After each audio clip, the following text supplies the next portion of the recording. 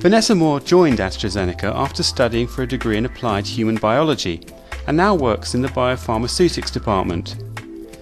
Part of Vanessa's job is overseeing the growth of human cancer cells. I work in early development in biopharmaceutics, and my main role is to help predict how much drug is going to be absorbed by the human body.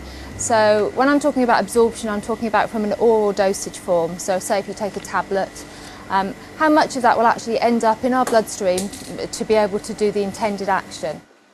At Charnwood we work on respiratory inflammation, so we work on asthma, COPD, which is chronic obstructive pulmonary disease, and emphysema, and also rheumatoid arthritis and osteoarthritis. So we're working on drug molecules to treat those disease areas. Okay, so what we have here is a flask of human cancer colonic cells. And why we grow them is that when they are grown under certain conditions, they will resemble our intestinal cells, and we use these to predict and measure drug permeability through them and predict how much drug will be absorbed by the human body. And the process that we're actually carrying out here is to check that the cells are growing normally, they're not infected by bacteria or fungi, and they have a good covering of the growth surface, and therefore we can separate the cells now and use them to seed plates to do studies on and to grow more flasks. And as you can see here, we have a nice cobblestone covering of the growth surface.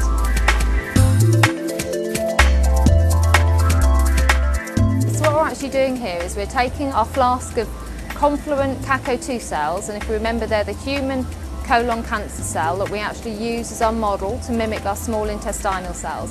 And basically these cells have grown so much that they've filled the entire surface of the flask, and what we need to do is separate the cells out and put them into additional flasks so they've got more room to grow.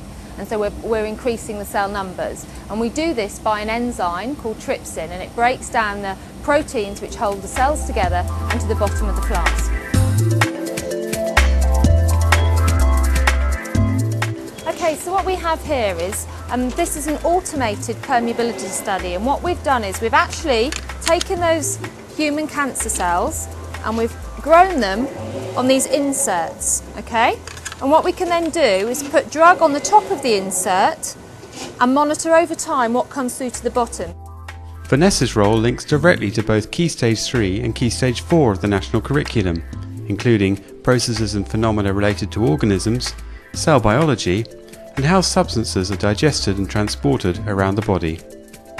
I think it's very important to be involved in the Science in School initiative.